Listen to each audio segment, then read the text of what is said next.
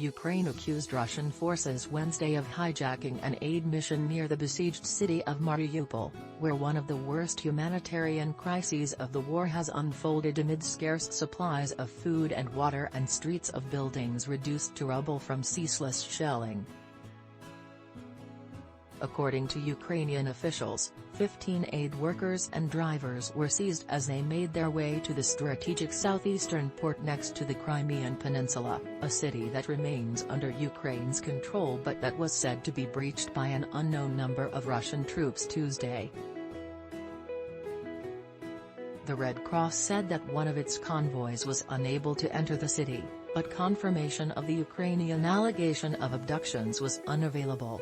"We are trying to organize stable humanitarian corridors for Mariupol residents, but almost all of our attempts, unfortunately, are foiled by the Russi."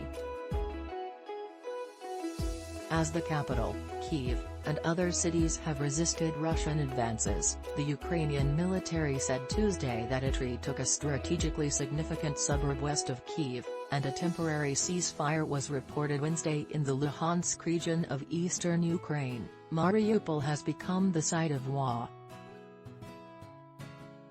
He described the city, where an estimated 100,000 people, about a quarter of its pre-war population, remain trapped, as one of inhumane conditions. In a total blockade. Without food, water, medication. Under constant shelling, under constant bombing.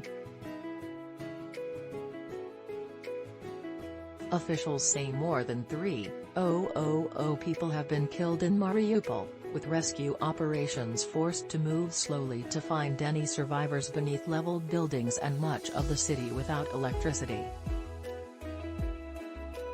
Zelensky said more than 7,000 people had been evacuated over the last day.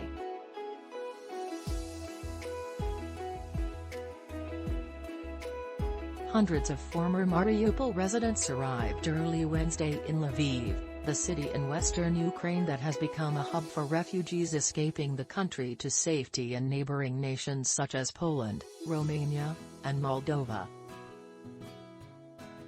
Attacks and street fighting continued elsewhere in Ukraine on Wednesday, with a report from the Kyiv city administration that overnight shelling had hit a high-rise apartment building and homes in the Sviatoshynskyi and Shevchenkivskyi districts, west of the city center.